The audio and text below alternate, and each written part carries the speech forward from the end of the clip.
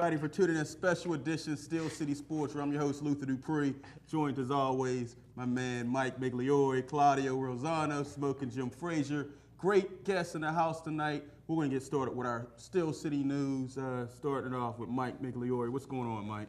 Well, it's been since 1978 and affirmed that the horse racing's had a Triple Crown winner. This year might be the year. California Chrome is the fastest horse by a long, wide range in this field. It's going to won the Kentucky Derby by a pretty good margin. Definitely going to win Preakness by a good margin. The only holdback could be the Belknap, which is a mile and a half. Fast horses not necessarily made for distance, but I think this is the year. I think California Chrome is an easy bet to go the whole way. Okay. Short and sweet. Claudia, what do you got for us? We talk about news. I'm about 2 weeks late. It was about 2 weeks ago when Cole got mad at, what's the guy's name? Gomez for hitting that home run and showing him up. I'm so sick and tired of the unwritten rules for baseball, or even this stupid thing now the past couple of years where the pitcher and the coach, they cover their mouth when they're on the mound. What are they? The White House isn't that secretive. But one thing that I'm tired of is I said about the unwritten rules of baseball. If you hit a home run, you can't stand there and watch. You can't flip the bat. I know with our team, if we're up 7, we were up 7 a couple games ago, and we're still stealing some bases, and the other team got mad. It's like, as soon as you score a certain amount of runs, you can't steal, you can't hit and run. You got to just wait till they catch up. You know, I always tell the other guys, if you promise not to score, we won't try to score. But the unwritten rules anymore have really dampened the game. You know, the NFL, they say no fun league. Well, Major League Baseball is getting like that. Years ago, when Reggie Jackson hit a home run and he would admire it, it was fun. We like that. Nowadays, or Ricky Henderson with his snatch catch, Barry Bonds with a snatch catch, or the basket catchers, or Dave Parker with. Now you can't do that because you're showing up the other guys. So now, if you hit a home run or a triple or whatever, you got to pretend like you're depressed about it. I'm not into that. Like I said, we want our guys to have fun, show some flair, have some passion. So the unwritten rules of baseball got to go, in my opinion. Okay, definitely agree with that. Smoking Jim Frazier, what do you got for us? Before we do that, we have to put a disclaimer out there. The words you're about to hear, Smoking Jim's alone. He stands alone. They don't reflect my thinking or anybody else you're going to hear tonight. That being said, it's all yours, Smoking Jim. Hey, thanks, Lou. In my opinion, Bill Nunn is the greatest NFL scout of all time, and it saddened me today to hear about his passing. And so my prayers go out to his family and friends. On Thursday, which is tomorrow, Friday and Saturday, I'll be with the Pittsburgh Steelers helping them with their draft. And the first thing I'm going to do is encourage them to get rid of some current players. You know, right now, gay people have the right to marry. But William Gay won't exercise his right to make a tackle. William Gay is a Pittsburgh Steelers cornerback that's 5'10", 190 pounds. Haven't seen a tackle he ever wanted to make. I call William Gay the rabbit because the rabbit is the only animal that's afraid of his own shadow. I call William Gay a little scared rabbit because the carrot-eating cornerback wouldn't hit a blind Jeffrey Dahmer sprinkling hot sauce on his girlfriend in the middle of the Million Man March. Listen, Pittsburgh is a shot in the beer town. It's a tough town. And it's always, their athletes always had tough nicknames. Lambert's Lunatics, Franco's Italian Army, Mean Joe Green, Iron Mike Webster, Jerome the Bus Bettis. Hey, Coach Tomlin, quit bringing back people like William Gay, who's too light to fight and too thin to win. Oh, Smoking Jim, and that's why we put the disclaimer out there, man. But pick it on Willie Gay. Come on, Jim, that's too easy, man. Too easy. Okay, Michael, Sam. All right, listen, we got a great show, but also one thing, we have some clips. Banquet, Hall of Fame. We have a Hall of Famer sitting with us today, Claudio, as well as a number of others are going into the Hall of Fame next Saturday, May 17th, at the Hosanna House Ballroom. It's going to be a great time. Make sure you get out. Call us for more information. We have a short clip. Can we run that clip about the banquet?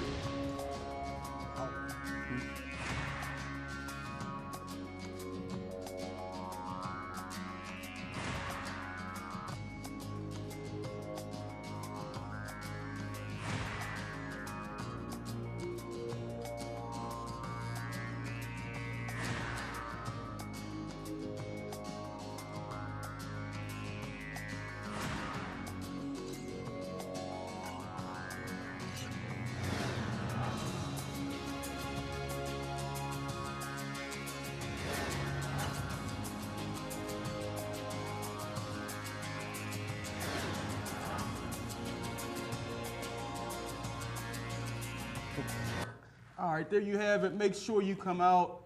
We got to thank our partners, Tickets for Kids. They're allowing a lot of young kids to come out to the banquet. Of course, we have to thank Highmark and Gateway as well for helping us, put this on so we can award the kids, and there's nothing more important.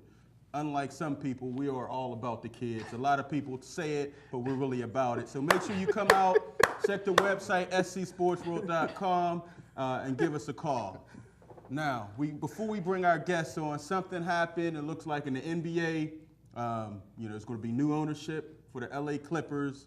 Donald Sterling, it's kind of old, but he still has the team, so it's still current in my eyes. What he said was, definitely disappointing. A lot of things have been said. I just want you guys to weigh in on that. Claudia, I know you had some strong feelings about it. Well, I think racism really is one of the stupidest feelings that a human being can have, and I'll put it to you in two ways. For example, if I didn't like somebody because they were different from me, then how much would I have lost? And just for an example, let's say Luther and Smoking Jim. Let's say I didn't like them because of the color of their skin. Well, look how much I would have lost. I mean, these guys have been, as Mike had, but very respectful to me. They've been friends. They've been great friends to me. They've been respectful to my family, and I love both of them, and I care for them more than I care for 98% of my family. So what would I have lost? What would I have lost if I wouldn't have liked them because of that? And to be honest with you, and vice versa. Let's say they wouldn't like me because of what I am. I'd like to think they would have lost. So what Sterling said was ignorant. It was stupid. And the thing that bothered me the most was when I saw Magic Johnson being interviewed about it, there was a look on his face that was just hurtful. He was hurt. Not mad. He's mad now. But when he first heard it, he was hurt. And a guy like that, who I have said, I think everybody has a ton of respect and admiration for Magic Johnson. And that bothered me. Right. And the guy, but you know what? This wasn't his first time. Oh, yeah. They should have nipped it in the bud years ago whenever he did his real estate thing and he only wanted certain people in. They should have gotten him the hell out back then, but they didn't. And when you don't nip things in the bud, then this is what you get. So finally they nipped it in the bud, and he's got to go. I mean, that was stupid, it was hurtful, it was awful, and he's going to get what he deserves. And what was really stupid about it? During the call, he was mad about her taking a picture. And he said you could have slept with him, but he was so mad about taking a picture. He's an idiot. I mean, that doesn't make any sense. Well, when you're an idiot, sleep with Magic and take a picture with him. Well, when you're an idiot, you don't make sense. Exactly. So he needs to lose the team. I don't think his wife needs to be in the box anymore. Definitely lose the team. Smoking Jim, Mike, you want to weigh in on this? Well, I always say that it takes a lifetime to build a reputation, and you can lose it in 10 seconds. And I tell you what, that's case in point, because I didn't even know who he was before then. But if he is willing to part with his mistress, she can come on to Pittsburgh. I'd take her in a minute. Just don't have a tape around you, though, right? She can tape it. All right. Jim don't care, don't you know? No disclaimers on that, though. Needed no for him disclaimers on the with her. Mike, any you want to weigh in on this? Well, I don't know. I mean, obviously what he said was bad. It was wrong, and as Claudia said, clearly stupid. As far as it's okay to sleep with these people, just don't bring them to the game. I don't get that part of it. But he had a black head coach, and that to me, even though he said what he said and it was ridiculous, but it didn't seem like he put it into practice when he hired his head coach. As far as him losing the team, absolutely he's going to lose the team, but I don't think he's going to go that far. I think you're going to find that his wife is going to be the next owner of that team. And again, that would just be in name, and this guy will still have his hands in it. I could be wrong, but I think that's probably how it's going to turn out. And you're going to see her in the owner's box for a long time. Well, we'll see. Money talks, and the only reason it went this far is because the players were going to boycott. If something wasn't done. As far as what Claudia said, he's going to get what he deserves. If he does sell a team, he's going to get $1 billion more. Oh, that part of it. That's true. That's true. That part I'm not crazy But what about. I was happy to see is that the players did finally exercise some of their power and threaten to boycott. I'd like to see them take it a step further and really like do them something black for the socks and turn into well, jerseys inside out. that was kind of soft. But I'm saying the boycott, when you start taking somebody's money away, that's a start. Smoking Joe. You know what? Something like this, though, what it can do and what it did, it brought people together. You look at the fans. I thought that was, if there was one good thing that came out of it, is that I think more people got together. I didn't hear anybody say that what he said or did was good. You know what I'm saying? Even if you believe that, you can't say that. Who's Well, going to say that? but I know, Seriously, I who's understand going to say that? Yeah, but you can As kind of far tell when as- people are BSing you. As far as boycotting the I see what games, you're saying. that's the last thing in the world that the Clippers are going to do because they're liable to broom Oklahoma City. Yeah, we'll see. It's still early. Well, I'm glad. I hope Magic Mike. Oprah buys the team. That'll be the most black people she's been around in years. All right, there we go. Smoker Jim is injured on that. But hey, we do have some guests in the house. I'm gonna let Claudio introduce. He was kind enough to bring some players down here. Well, you know, I say it all the time, and they're tired of hearing it, but I'm extremely blessed to have been coaching all these years, and I've always had great players to coach, and it's the same thing now at CMU. I've been very close with my players. Forget about players as people. They're great people, and I've been very blessed, not lucky, blessed to have them as players, as friends. And today we have a few guys here. We have a senior, Brendan McNabb, who is our horse pitcher. He can throw all day long, double headers, plays third, first, outfield. We have Darren Kerfoot, one of the best pitchers, as Brendan is one of the top pitchers I've ever coached. He's the best pitcher in our league, in our conference, in my opinion. He plays pitcher, shortstop. He can play first, catch. He can hit the ball. Then we have Ryu, my boy Ryu. He's our Italian representative. He came to us this year, and he's our second baseman, and he did a fantastic job for us with the glove and with the bat. He's a great kid as well, and unfortunately we're going to lose him this year. And then Dan Evans, who's a freshman, who really picked us up. We lost a lot of good seniors last year, and Dan Evans is a pitcher. He's our starting left fielder, can play right, can play first base, and another good kid. So these guys were extremely productive for us. We had a great season this fall and spring, and it's, again, what I talked about earlier about Phil Jackson. We were talking off the air. Well, I guess we were on the air. We were talking about that. You need horses, and I definitely have horses. But not only that, but they're good people as well. CMU never recruited me. I got my name right. I I got my name right on I the wonder SAT. And nothing else. Just talk about your experience playing CMU. We have a lot of young kids that watch the show. Just talk about your experience. You have the mic. Okay, hi. What's your name first? I'm Brendan. I'm a senior. I'd just like to say hi to my parents. They're probably not watching because they don't live in Pittsburgh. But if they ever see it, hi Mom, hi Dad. Thanks for having me on, Claudio. So I came to CMU. I had no idea there was even a baseball team. And then I just found out there was, and I joined it. And Coach Claudio has helped me out a lot over the last 4 years, growing as a person and as a player. I used to be really immature. I like to think that I'm not anymore. I probably am. But yeah, I went from being not able to hit a ball to occasionally being able to hit a ball, which is pretty great. Led our team to RBIs in the fall. I did. And then just pitching, I went from throwing an inconsistent fastball that wasn't very fast to throwing an inconsistent fastball that wasn't very fast, and also a pretty good curveball and knuckleball. So, you know, it's fun. Okay, all right. Let's keep going down the line. I'm Darren. I'm a sophomore. Okay. Yeah, Claudio's been probably one of the best coaches I've had, and I've had a lot of coaches. I don't know, CMU baseball, I know a lot of people don't know about it, but it's one of those things that when the academics get hard, there's always baseball that you can go to. There's always the games on the weekends, and it's a very good stress reliever. I love playing the game. I've been playing it for years, and it's really been a growing experience. Even in 2 years, like I feel like I've grown, and Claudio's been the #1 guy that's helped me with that. And I'm very excited to see what these next 2 years have in store, not just for me, but for the team, because I feel like we're going to do even better. We're just going to keep on getting better, and that's what it's all about. And it's just been a great experience. It's kept me around here, because stuff can get hard at CMU, but baseball's always there to keep me up. Okay, that's what's up. That's what the coaching does. Yeah, there you go. I'm Ryu, an exchange student from Japan for 1 year. Okay. And yeah, I really think that this baseball team made my studying abroad experience because it was so nice. Then even though I don't understand what they say, and maybe they don't understand what I say, but they were so welcome and yeah, it was so nice to like, yeah, playing baseball in here. Okay. I'm Dan. I'm a freshman, and coming to CMU, this team just made my transition into college is so much better. And one thing that Coach Claudio always talks about is trust. And I said this at the banquet for our team.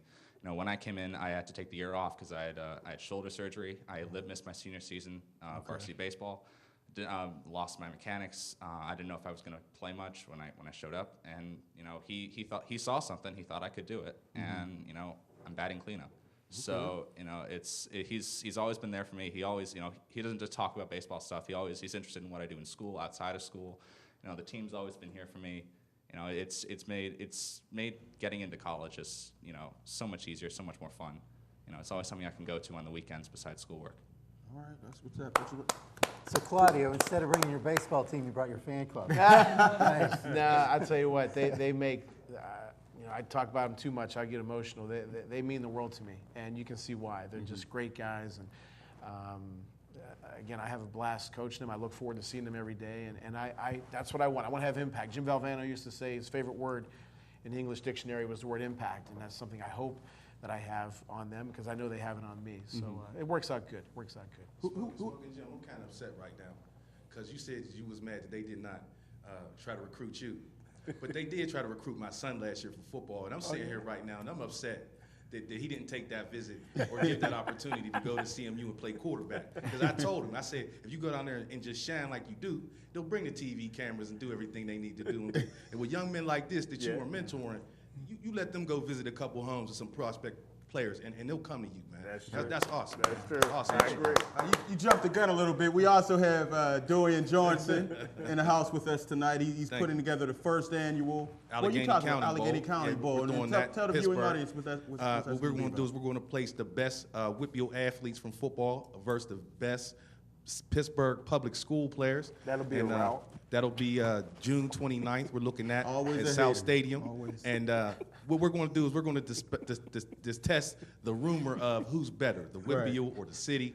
So now we'll be able to leave It'll a be trophy. confirmed. It'll be confirmed. and I'm not weighing in on it. You know what I'm saying? I got any Gateway players on the team? Oh, do we got Gateway players on the team? Yes, sir. We got Gateway. We got Good. We can give it to them. All right. Good. yeah, we got good. Gateway players on the team. We also got some Alderdice players on the other team, some Westinghouse players on the other team, and some USO players on the other team. But then we do got the Brendan Blairs on the other team. We got the Stowe Rocks boys on the other team. You didn't put them with the city? We got a couple Penn Hills boys on the other team. It is what it is, man. If you playing the Whitfield, you got to play on that side. Now, if you go to Central Catholic, or you go to Imani and you live in the city, you play on the city side. And I do got like 4 more slots for those kids. So if you watch it right now and you're a senior at Central or at Imani and you want some more exposure, contact me. Check me out on Facebook. You can find me, Dorian Johnson.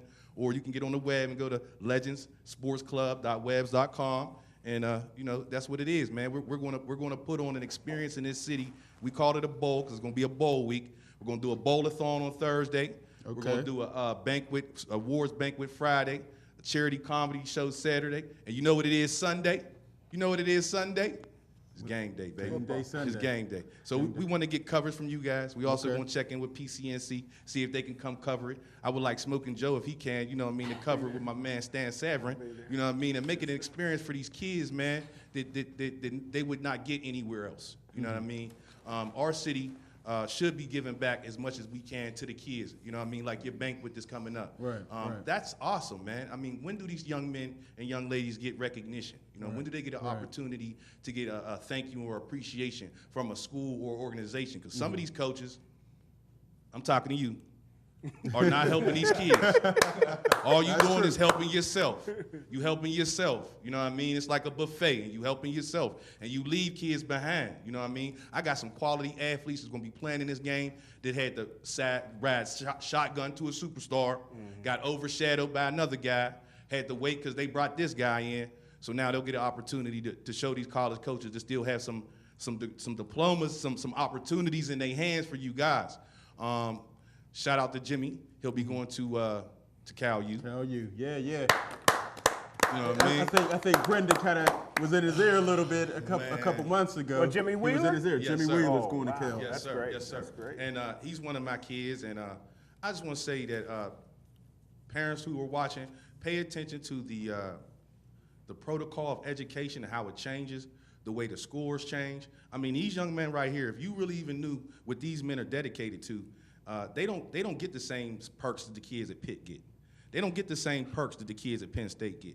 And don't let me get into that and what they should be getting and what they need and what this coach should be getting and what he need, because we be sitting here all day. I know, I know they ain't get the perks that Wake Forest got. Keep playing.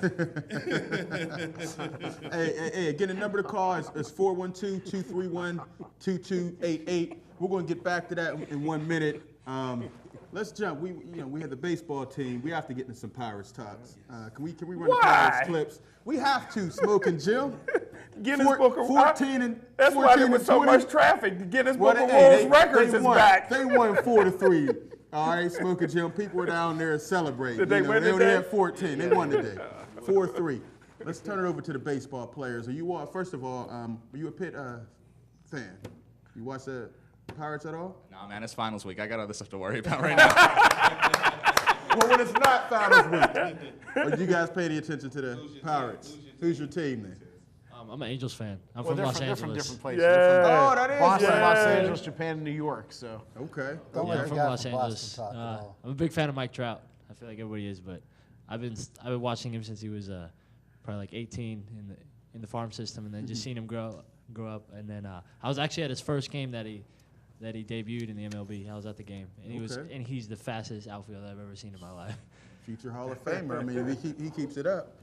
No telling. Now, what's your team? I'm from Boston, so I'm a Sox fan. Take that mic back. Yes. Don't even let him talk. I did watch the Pirates game earlier, though. Garrett Cole's on my fantasy team. He did well. 8 innings, 3 runs. Yeah, I'm a huge McCutcheon fan. He's so fast. I just remember I went to a game one time, and his hands are so quick through the zone. Oh, yeah. He sits on the ball so late, and it's gone. It's crazy. Bat speed. It's just as good as it's power to me. That was when I played. That was all about bat speed. Yep. But I know we went international on you a little bit. There's many like the Japanese player in Yankees now. I think there's 3 players in Yankees, so I'm kind of there. So you're kind of a Yankees now. fan. Yeah. All right. Hey, let's jump to the phone lines. Call us, say your name, where you're calling from. What up? This is Reese calling from the Rocks. What's up, fellas? Hey, Reese. What's up, Reese? What's good? Hey, I'd like to congratulate those guys out there that's playing baseball. My son was into the baseball, but he gave it up once he put on them pads and that helmet. Okay. I know DJ Dorian Johnson, he's like, man, this guy's getting on my nerves. I texted him like, what's up with the game? I want to see these boys shine. But congratulations to those guys, too. For this All-Star game. I'm looking forward to seeing it. You know what I mean? Again, DJ, you're getting on your nerves, but I was kind of anxious to make sure everything was right, and it is, and I'm looking forward to it, brother. Good job.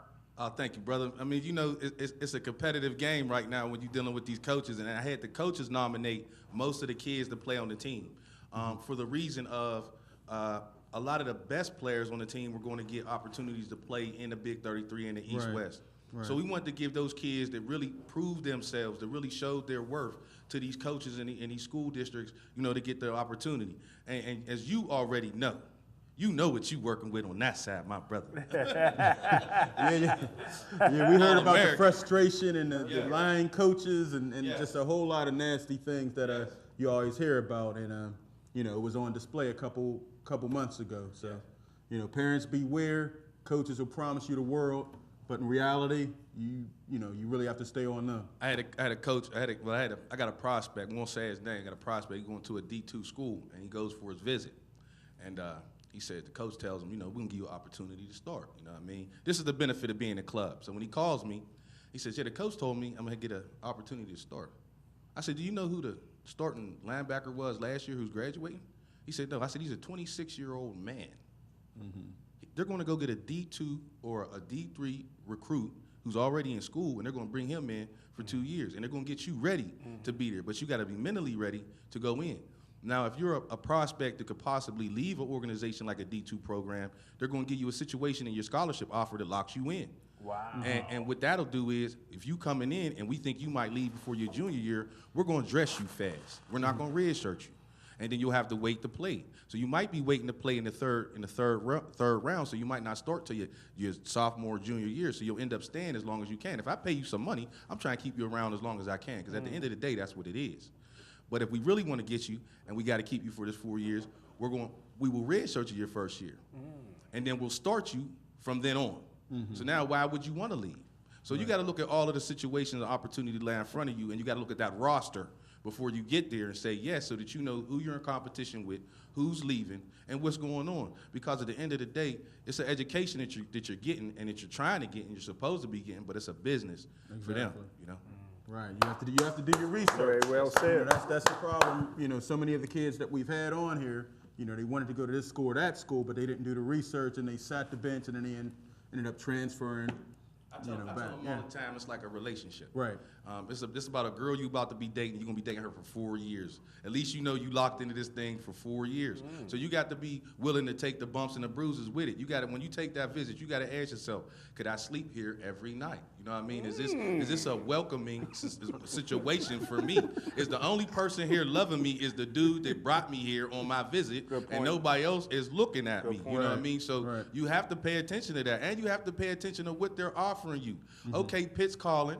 But if you are not professional, and I'm gonna put it out there, Smoking Jim is the one that's gonna come see you on your pro day. If you're that guy, if you're not in that class, that caliber, that 1,000 out of 1 million guys that's gonna get an opportunity for that shot at 200 guys, is gonna get an opportunity to be part of that 75 guys that really makes a team. Good point. Then what you need to do is do your homework. Like Brother Luther said, man, you got to know where you're going, what you're heading to do, and with the progress, how to do it. Like, you got to know exactly what you're doing, because if you don't, you'll be stuck. Yeah, you'll be stuck and transferred. And you see what they try to do at Northwestern by starting a union. Right. I mean, say you wake up one day and you having a bad day, and you go to practice, and the coach say, you know, you need to get over there and run that lap. And you tell them, no, I'm not running today. I'm having a bad day. You're you know, not having it. You're not feeling well. You're on your thing, as they would say on the football field. I won't put it out there, but you know what I mean. And the coach say, you know what? Go home. I'm pulling your scholarship. Right. Usually I start my guys when they tell me that. That's what makes you a good coach. There's not a, see, what that tells me is that you teach on the weekdays and you coach during game time. So that makes you a real nice person to be around, because you separate the two. We got a lot of coaches out here that's coaching on game time. And it harbors the kids that you're teaching, because you're trying to teach on the go. Right. And you can't do that. On that point, you know the old saying in coaching, they say the game has passed them by. Well, I don't think it's the game. I think people pass people by. That's right. You know, and like you said earlier, it's all about me, all about me. You know, John Calipari, who I think the world of, just wrote a book called Players First. Right. And it really is all about the players. You know, they say a life worth living is a life lived for someone else. So when you care about the other person, then things kind of fall into place. These are four lives that you have helped, that you have, you know, involved yourself with, man. Right. And there's no greater feeling than that. And I'm gonna tell you, this is why I do what I do. Because what if I told you that my 8-year-olds that I coached when they were 8 started graduating high school last year? Right. And I've been seeing these guys get shuffled around, get told that they ain't smart, you know, get put to the back burner.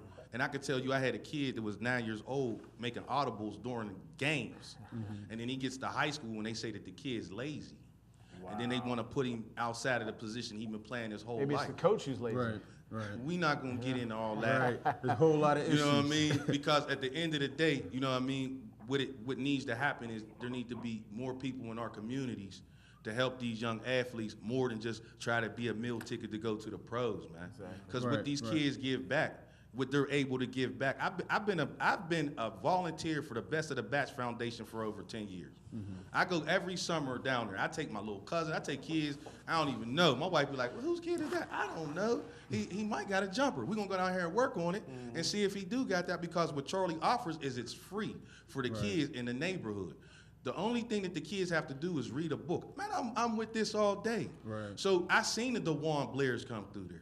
You know what I mean? I seen the biggest names of every athlete come through this court that plays 2 sports in the last 10 years. Right. You know what I mean? And you see these kids. It's about giving back. Exactly, man. At the end of the day, that's all it's about, man. Hey, let's stay on the phone lines. Caller, say your name, where you're calling from. Hey guys, this is Sean. Hey, Sean. What's up, Sean? What's going on, fellas? All right, all right. What's on? I don't know what the topic's been today. Only thing I know about the sports world today is RIP to Bill Nunn. Yes, If it sir. wasn't for him, the Steelers would never won probably one Super Bowl in the 70s, let alone 4. That's true. And all the things he did to include for the inclusion of black college football players into the NFL. That's true. That's true. Yeah, definitely. You know, he has to get a lot of credit for those super teams in the '70s. I said at the beginning. Yeah. I said at the beginning of the show, Sean, he was the greatest NFL scout of all time, no doubt about it. Yeah, I mean, if you look at the Steelers, look at the Steel Curtain defense, all the kids were black kids from down south. Right, right. And then look at the other black college players that they got, like John Stallworth, Donnie Shell. Tommy Shell, Mel Blount, Joe Gillum. So this goes on and on with what he's done. So, Definitely a pioneer. Jermaine Stevens. Oh. Come on now, Smoking. one of the biggest bums. Come on, don't do that, Smokey. I forgot all about him, man. I just got a headache. You're gonna jinx. They're gonna draft the next Jermaine Stevens. You keep that up, Smoking. How do y'all think the Steelers draft is going? Well, what is the topic y'all talking about today? Well, we have CMU baseball team is in the house. We also have Dorian Johnson. He's doing the first Allegheny City Whippeal game, which is going to take place in June. And of course, we have the banquet coming up on the 17th, and we have Hall of Famer Claudio in the house. Luther, I'll talk to you about the banquet later. Okay. For the coach from CMU, I got a question. Yes, sir. It looks like this kid, Brendan McKay from Blackhawk High School, have you seen him pitch, and how good is he? And do you project him taking a major league contract or going to Louisville next year? Because I'm hearing a lot of things about him. It's funny you mentioned him. I met with his family about a month ago or so. They kind of decided to go a different direction instead of working with our company, but that's fine. He's going to go, I'm not going to say what round because they should have paid us, and then we would have told him what round. but he's going to go high. But here's the thing. Let me say this, and I'm probably going to receive criticism from this, but that's okay. It's almost like this. It's almost like a boxer. Let's say he's like 17, 18, 19, and 0 with 17 knockouts, right? Then he goes up against somebody who's pretty good. And it's a different level. It's a different ball game. In my opinion, Roberto Clemente used to say, everything he used to say was, for me, I like this restaurant. For me, I like this. So for me, I don't think the WPIL was what it once was, okay? Still good, still competitive, all that kind of stuff. Now, here's the trick. He's blowing people away. He's got 18 strikeouts a game, and he's doing very well. And he's a nice young man. But he's probably facing maybe one hitter, okay? Now when he goes to the playoffs, he's going to face 3 hitters. Now he goes to the minor leagues, you're going to face some guys from Puerto Rico, you're going to face some guys from Brooklyn, you're going to face some guys from Florida who are swinging the bat all day long. Now instead of going up against 1 or 2 good hitters, now he's going to go up maybe against 5. Now, how can he handle adversity when he gets? I mean, he's like, I don't think he's lost a game in 2 years. Maybe he has, not many. But now, how is he going to handle adversity? That's when you know when somebody can pitch or box or whatever it is. So I think time will tell. I wish him all the best. He's going to make a lot of money. He's going to have to elevate his game, and also it's going to depend on how he handles adversity. Again, this is a nice start for him. He's doing great. But before we anoint him the next Sandy Koufax, which I hope he gets to be. I really do. I'm no sour grapes whatsoever. He's good. He's a left-handed pitcher who throws about 91, 92. He's got a nice curveball. He's got good control, as I say. He's averaging 17, 18 strikeouts a game. Pitcher, I think he was voted the best pitcher in Pennsylvania last year as a junior. And he's obviously going to get it again this year. And again, he's a nice young man. His parents are right in his corner, which they should be. But and he's going to go high in the draft. He's going to go very high in the draft. But again, as I told him, so I'm not saying anything new, when adversity hits and you get some kid who has no holes in his swing, who plays every single day, let's see how you handle that. So, So he's good, but he should have chose you in your company. Well, you know what? You know what? In all honesty, to make a long story short, that's what here's this. No, he's going to do well. We have some agents in our company. We have access to draft boards. We know a little. We know a lot what's going on. That's fine. You know, he's going to do fine with or without us. He's going to be great. Right. So, I mean, it's going to be him has the ball in his hand on that mound, not me, not our company, the Global Scouting Bureau. It's going to be him. So, and he's going to do fine. But like I said, it's going to be how he handles adversity. We're all boxing fans. Okay, I'm sure we've seen guys, like I said, who did very well, and as soon as they went up against somebody who could hit, Jerry Cooney. he's one. Okay, but I mean, for me, like when somebody says, "Is this fighter any good?" Or is it, well, who's he gone up against? Sean O'Grady, the champ, right? He won like 40-some fights in a row. When he fought somebody good. I love Sean O'Grady. Yeah, but was he as good? You know, so it depends on how you do. But it depends how you do against the good hitters. Now think about that. You have one good hitter to go up against. Now you got 4 to go up against in the playoffs. Then you go to rookie league. You're going to have 5 or 6. You go single A. You know, that's when you know who the guy is. Hey, Coach made a valid point though when he snuck it in there that the whip feel's not the same. And I just wanted to poke in. And the reason it's not the same is because of team separation. See, today I was just being told a story about when Dan Marino was pitching to somebody from West Memphis. Right. You know what I mean? When I say Dan Marino, y'all probably thought football as soon as I said his name. But when he was known back in the day, it was for baseball. Right. He was drafted by Kansas City. That's right. He was an awesome pitcher. Same with the boy from Ringgold. You know what I'm talking about? Joe Montana. Joe Montana. Yeah. That's right. So what I'm saying is now you have coaches who in school tell the kids you're only playing my sport, or they split time with and they one other specialize coach. early, right. They split time. If you play basketball, then I'll split time with the basketball coach. So now what you're having is a lot of athletes who could possibly be playing baseball, who was playing baseball in Little League, not playing baseball in high school. And this is the time that you would really be seeing that guy that's making that big play on Friday night. You mentioned Joe Montana. He was offered a scholarship in basketball at NC State. Obviously, he was offered a few scholarships for football.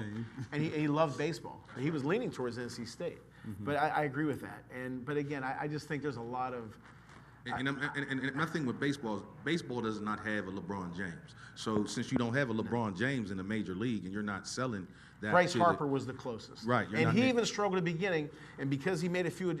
Real quick, if he would not have made a few adjustments in his swing, you wouldn't have heard of... Well, you had LeBron James in baseball, but they took steroids out of baseball. I love baseball. I always said the only baseball player I would have paid money to go see was Mark McGwire. To this day, he's my favorite baseball player of all time. But he had talent though too. He could play. It wasn't just the steroids.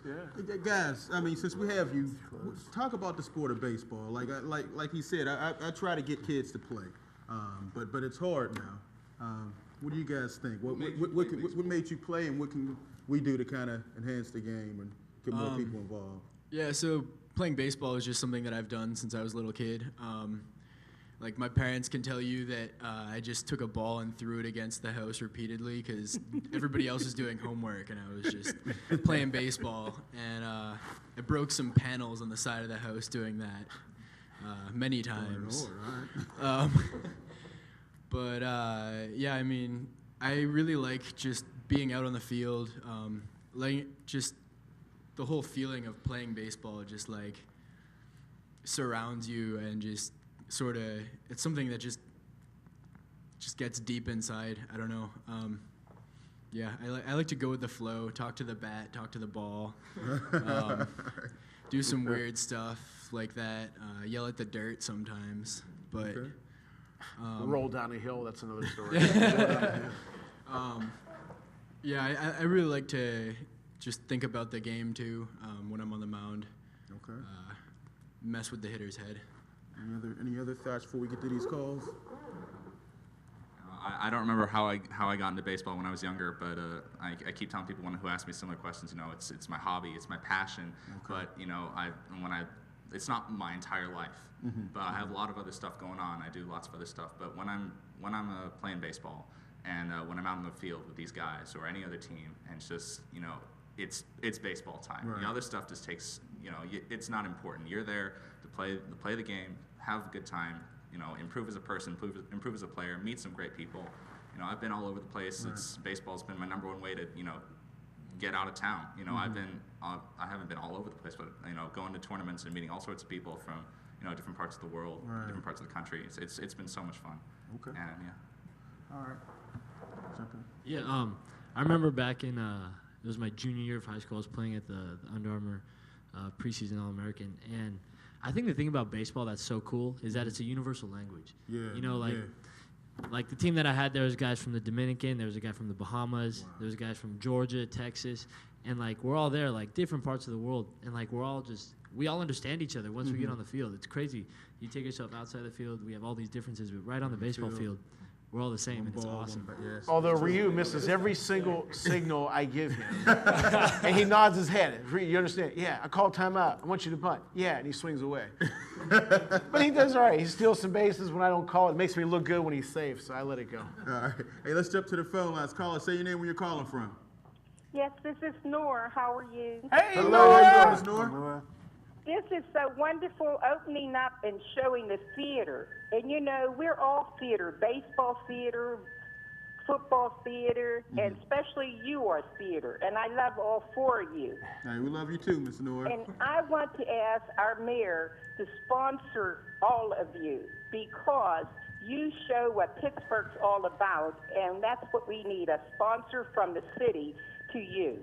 Yes. And that's what I'm going to work on for the next year. Well, thank you. Okay. Thank you. It's And definitely Nora, needed, Miss Nora. All these young men here, it's wonderful to see Carnegie Mellon because I know in my young day, they gave scholarships out to the north side for our athletes, and they're still doing it, and that makes me so proud to see these young men.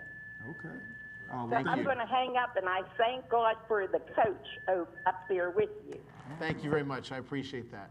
Thank you. Thank you all. Thank you. All right, Miss Nora, thanks for the call. Let's stay on the phone lines. Caller, say your name, where you're calling from. Gentlemen, it's Kelly Russell. Kelly! How y'all doing? Good. What's up, good. Kelly? Hey, I got to tell y'all something. Thank God for technology. I was able to actually watch the show on my smartphone. That's what's up. That's what's up. Yeah. So I actually know what's going on. Hey, Claudio. Yes, sir. As usual, great job with the young men there. Great job as a coach and as a person. And I really, you talked about adversity a few minutes ago. And one of the things I always talk about when we talk about sports is I always feel sports teaches you life lessons. And I really feel one of the biggest life lessons that you can learn in sports is how do you deal with adversity? Because just like in life and sports, things aren't always going to go your way. So the question is, when you face adversity, do you punk down or do you just simply man up and handle your business like you're supposed to? Right. You know what? That's one of the things. Real quick, Kelly, to that point, we had a young man about 3 years ago. He was a freshman pitcher who had a very good high school career. His first game against a team we were playing, and he wasn't doing very well. He was all over the place, very erratic. And I go out to the mound, and he was actually shaking. And I said, Brian, what's the matter? He says, Coach, I'm nervous. I'm scared. I said, you know who should be nervous? His dad was a cancer doctor. And this is right on the mound. You know, and I said, Brian, the people who should be nervous and scared are the people who go see your dad. Those are the people, you know, who are sick. We're playing baseball here. And then I told him, if you don't strike this next guy, I'm going to kill you. But you know what? I tell my guys all the time, and they know me. They know inside out what I've been through, what I go through, and I try to use whatever it is that I've been through to tell them how I got through it. So, you know, life is not always a picnic. I tell my little girl, who's going to be 13 in a couple weeks at the banquet, I tell her things, and you're exactly right. My mom used to say, nobody has worn the shirt of the content. It sounds better in Italian. But in other words, everybody goes through something, Kelly, and it's how you handle it. That's true. Sometimes it can be really, really hurtful. But, you know, something hopefully kicks in to help you get through it, and I try to do that with my guys and use baseball as an example, as an analogy.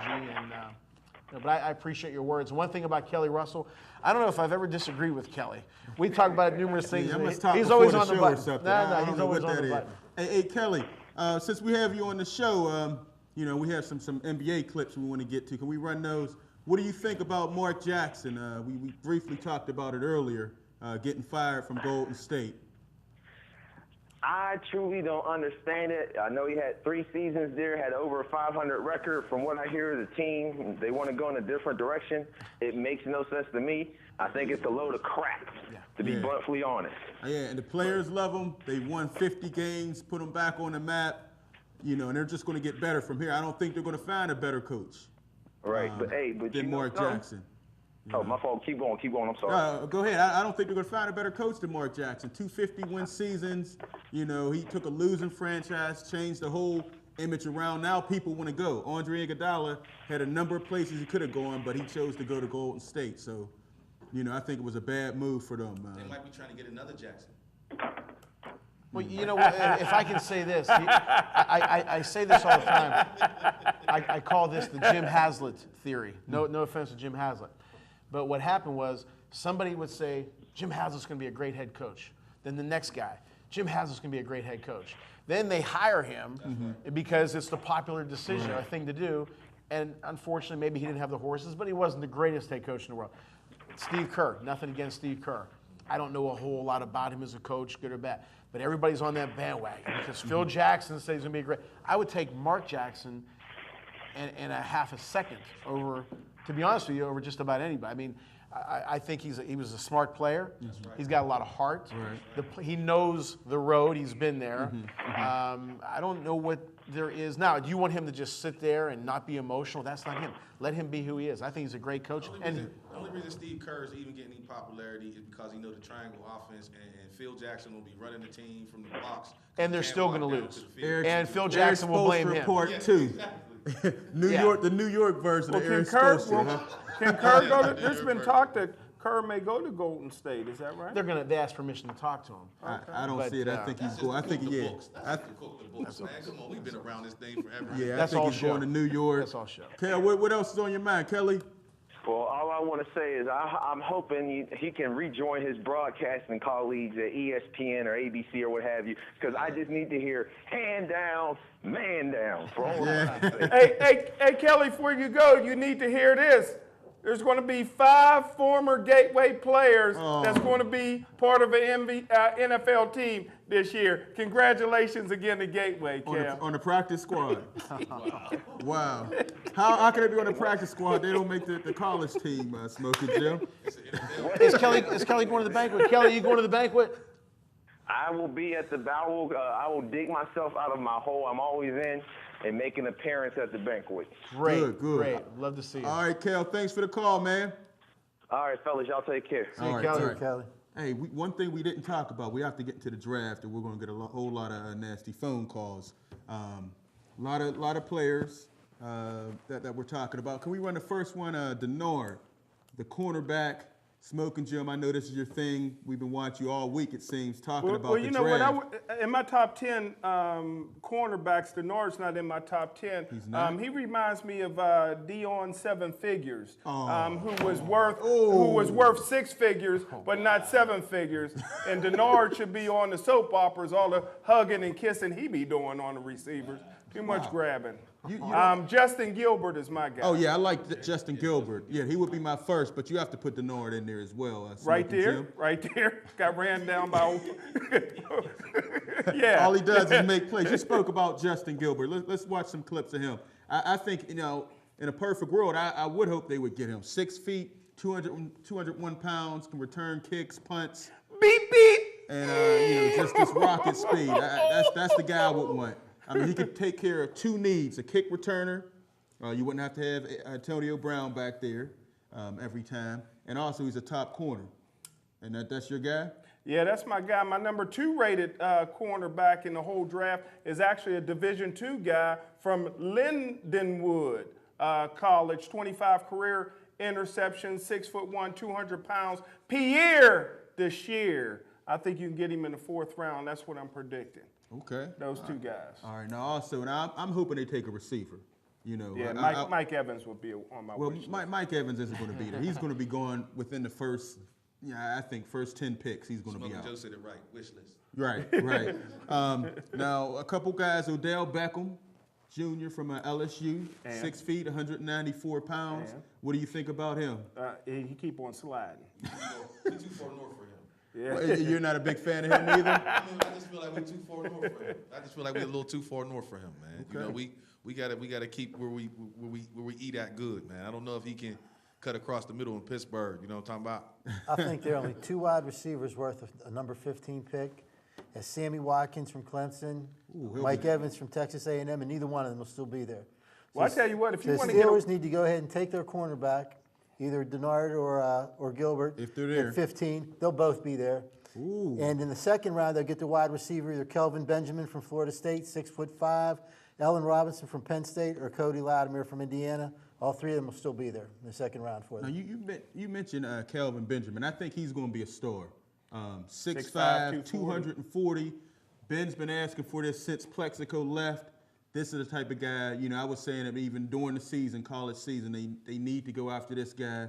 They're saying 15 is too high for him. I say trade down. He'll still be there, and they can get more picks. But, this guy is just tremendous. He's big. He's strong, he's fast, he's played in big games, and we got a lot of crab legs here in Pittsburgh. Yeah, you got a lot of people nervous right now, man. You got a lot of people nervous right now to get a check from right across the street over there, man. It's draft time. Y'all talk about who would be good fits. Like, we ain't got a wide receiver, or we ain't got a cornerback. Yeah. Well, cornerback, I don't know if do we have one? I'm not so sure. But definitely, I think Benjamin, if it was, that's who I would pick first. Also, they're talking about Lewis Nix. Lewis Nix, 6'2", 340. Irish chocolate, the slob, the next NFL bust. I'm just saying, a lot of people are saying that guy might be the Steelers pick. You're not a big fan, Smoking Joe. Well, I tell you what, I told you last year that Jarvis Too-Slow Jones. I told you last year Jarvis Too-Slow Jones would be a bust, and Lewis Nix would be a bigger bust. It's 1 year, Smoking Joe. Yeah, he didn't have a great year. But after this year, then we could talk. Hold on, but this is the new NFL where you don't get paid till your 3rd year. Right, right. So if he ain't getting nothing his first year, so he's going to have to do it this year. Yeah, he's going to have to hold. So what Smoking Jim was saying, and the way Charlie Batch and them have made it, the NFL players agreement when it was made, some people was looking away. They should have been looking toward the cameras, shaking their head no. Because it meant if you were an old player, you had to go because nobody's going to pay you what you're worth. And then the whole league has to say, pass on you till your numbers drop. That'll never happen. So that means when you're a young guy coming in, you got to prove your worth rookie year.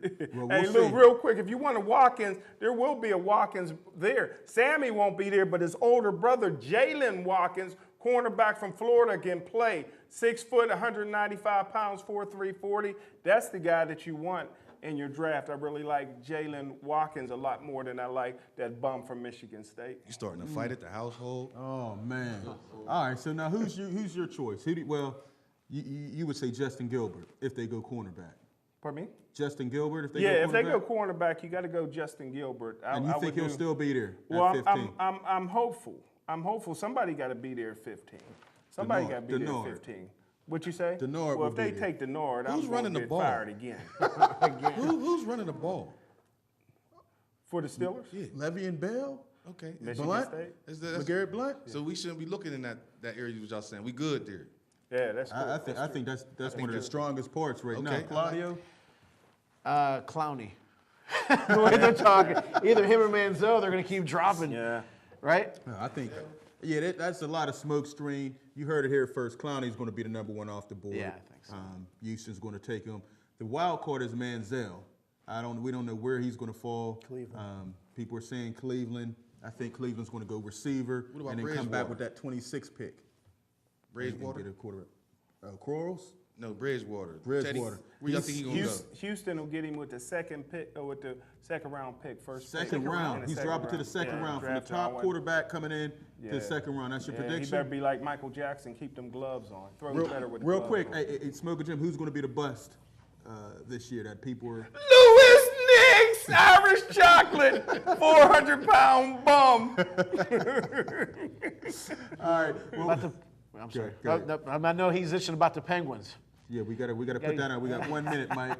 Give us an update. It's all you. I've been telling everybody since I've been here that Marc-Andre Fleury's the best goalie in the league.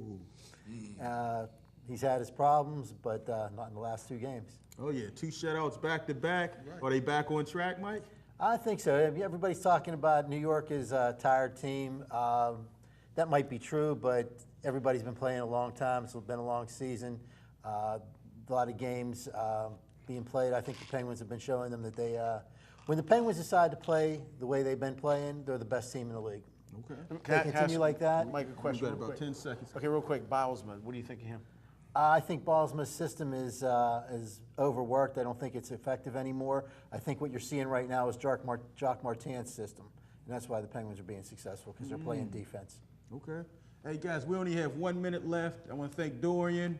And June 1st is the game? No, June 29th. June 29th. Okay, June 29th. Sunday, June 29th is the game. Okay. We'll have a combine May 25th. Right. This Okay. month. I don't want to cut you off. We only have 30 seconds. Guys, have a great season. Thank you guys for coming on. We got to come out and do a couple games. I'm excited to see you guys on the field. We had you in the studio, so the next thing we have to actually go out and tape a game. Yeah. Smoking Jim, Claudio, Mike, I'm Luther. We'll check you out next time. Check out the website and see us at the banquet May 17th, scsportsworld.com. Dorian.